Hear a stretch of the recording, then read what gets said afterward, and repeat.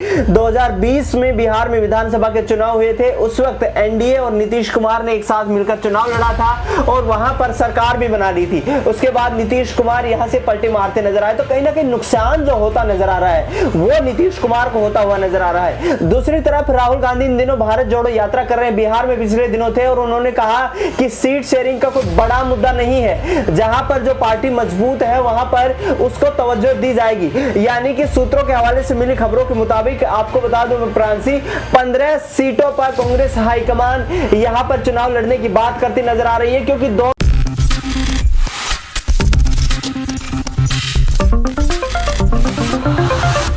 नमस्कार, मैं प्रांशी राठौर और आप देख रहे हैं नेक्स्ट 9 न्यूज।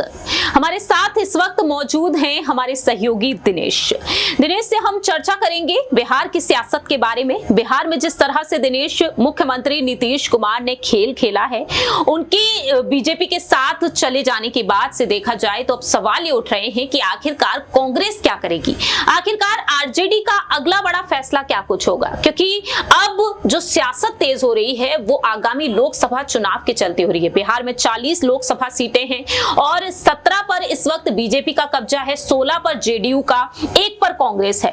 तो ऐसे में जिस तरह से आज जो खबर निकलकर सामने आई है, सूत्रों के मुताबिक यहां पर दावा किया जा रहा है, जेडीयू के सूत्रों के मुताबिक सामने आया है कि दोनों ही बड़ी पार्टियों में 17 लोकसभा सीटों पर सहमति बनी है और 6 लोकसभा सीटें जो बचती हैं उन्हें बांट दिया जाएगा जीतन राम मांझी, उपेंद्र कुशवाहा, चिराग पासवान और पशुपति पारस के बीच। तो ऐसे में अगर यहाँ पर बात कर ली जाए इंडिया ब्लॉक की तरफ, कांग्रेस खेमे की तरफ, यहाँ पर बात कर ली जाए आरजेडी की तरफ, तो आरजेडी और कांग्रेस के बीच क्या सीट शेयरिंग को लेकर ठनती हुई नजर आ सकती है? देखिए प्रांसी, फिलहाल दोनों पार्टियां यदि लोकसभा चुनाव के मद्देनजर देखा जाए तो हाशिए पर दिखाई देती हैं, क्योंकि 40 सीटें आती हैं बिहार में लोकसभा की, वहां से 39 सीटों के ऊपर एनडीए गठबंधन ने पिछले चुनाव में जीत हासिल की थी। यानी कि वहां पर प्रधानमंत्री नरेंद्र मोदी का जादू चल गया था। लेकिन बीते 5 सालों में काफी कुछ घटित हुआ है बिहार की राजनीति में।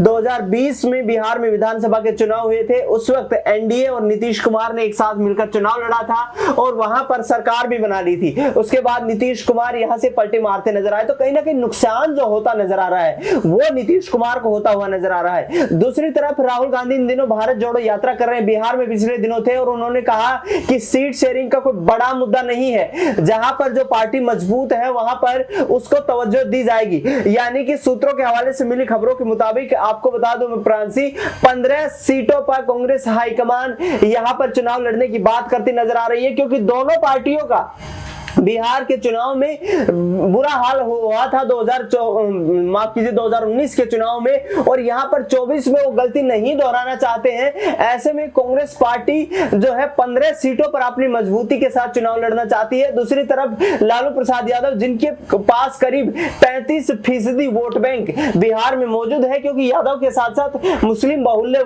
जो इलाके हैं वहां पर भी आरजेडी काफी मजबूत नजर आती है। तो इस स्थिति में देखा जाए तो यहाँ पर कांग्रेस पार्टी और आरजेडी के बीच जो है 25 और 15 सीटों पर सहमति बनती नजर आ सकती है, और आगे आने वाले वक्त में ये साफ हो जाएगा कि यहां से बिहार की राजनीति में तेजस्वी यादव 2025 में कितना कमाल कर पाएंगे, क्योंकि 2024 के लोकसभा चुनाव में ये स्थिति बिल्कुल स्पष्ट हो जाएगी। तो यहाँ पर एक आखिरी छोटा सा सवाल लेना चाहेंगे, लेकिन अगर सहमति अच्छी बनती है तो क्या मुख्यमंत्री पद की दावेदारी के लिए तेजस्वी को ही आगे किया जाएगा? बिल्कुल, यहाँ पर आरजेडी बड़ी पार्टी है। तेजस्वी यादव 2 बार डिप्टी सीएम रह चुके हैं। इसके अलावा लालू प्रसाद यादव के बड़े बेटे जो हैं वो भी तेज प्रताप यादव, वो भी 2 बार मंत्री रह चुके हैं। तो उस स्थिति में यहाँ पर कहीं ना कहीं लालू परिवार जो है फ्रंट फुट पर बैटिंग करता हुआ नजर आ सकता है, क्योंकि कांग्रेस के पास उतनी बड़ी संख्या बल में ना तो विधानसभा में विधायकों की संख्या है और ना ही लोकसभा में सांसदों की संख्या है। तो उस आधार पर कांग्रेस पार्टी यहाँ कुछ दावा ठोक नहीं सकती है और लालू प्रसाद यादव के साथ मिलकर ही अपनी राजनीति को आगे बढ़ाने वाले हैं।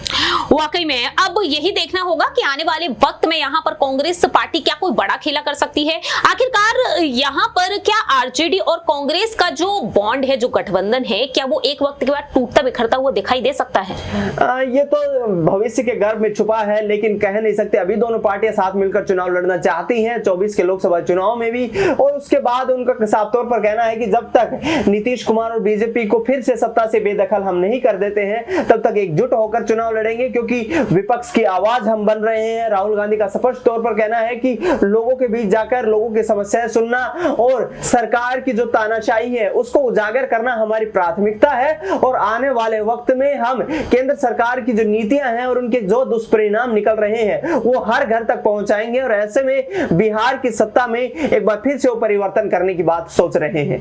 वाकई में अब यही देखना होगा कि आने वाले वक्त में यहाँ पर आरजेडी और कांग्रेस के बीच किस तरीके से सहमति बनती है, जिससे कि नीतीश कुमार सरकार का खेल बिगड़ता हुआ नजर आ जाए। फिलहाल इस खास रिपोर्ट में इतना ही। बाकी की तमाम अपडेट्स के लिए देखते रहिए नेक्स्ट 9 न्यूज।